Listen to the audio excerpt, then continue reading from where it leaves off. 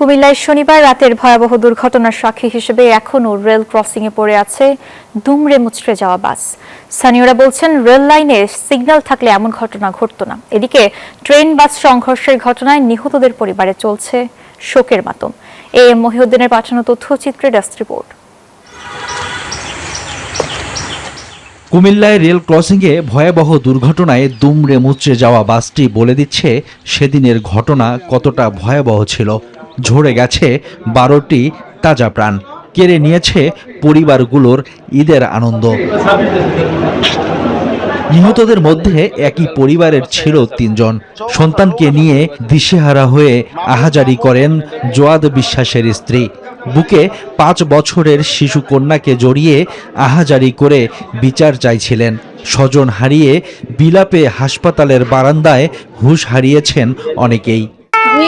কালকে সারা রাত আমি ঘুমাতে পারিনি, আমার মনের মধ্যে শুধু ধরছে রে, আমার খুব অশান্তি লাগতেছিল রে।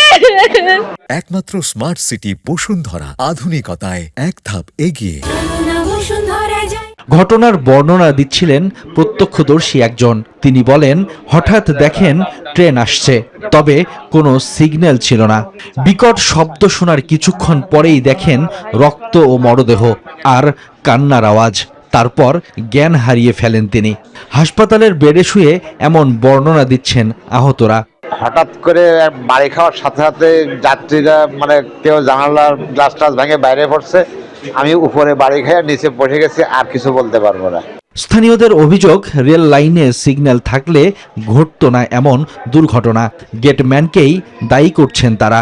প্রথমত যে গাফিলতিটা, যে গেটম্যান বা গেটের মধ্যে যেটা হয়েছে, সেটা যথাযথ আমরা একটা বিচার শাস্তি চাই। দায়িত্বে অবহেলায় গভীর রাতে ঘটে রেল ও বাসের সংঘর্ষের এই ঘটনা। পরে গেটম্যানকে বরখাস্ত ও 3টি তদন্ত কমিটি গঠন করা হয়।